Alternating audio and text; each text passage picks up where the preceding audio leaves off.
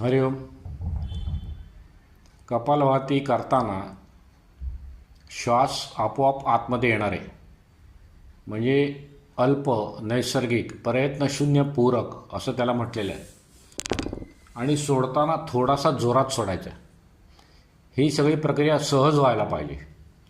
श्वास सोडल्यावर म्हणजे जेव्हा श्वास सोडत राहू आपण, तेव्हा पोट आपोआप आतमध्ये जाईल, मुद्दाहून आतमध्ये ओढायचं नाही आहे आणि थोडासा जोरात सोडायचं आहे.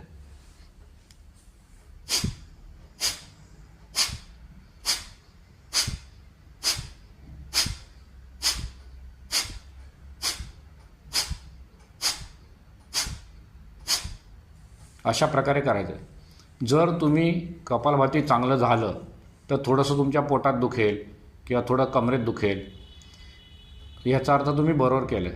कपालभाती झाल्यानंतर तुमचं श्वसन संथ राहिलं, नॉर्मल राहिलं, तर याचा अर्थ तुम्ही बरोबर केलं आहे. आणि कपालभाती केल्यानंतर जर तुम्हाला असं वाटलं की श्वास खूप गुदमरला आहे, कधी एकदा श्वास घेतो आहे मोठा, असं जर वाटलं, याचा अर्थ तुम्ही कपालभाती चुकलेलं आहे, हे लक्षात ठेवायचं आहे.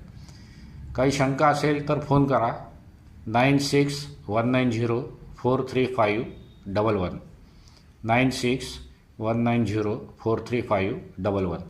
धन्यवाद.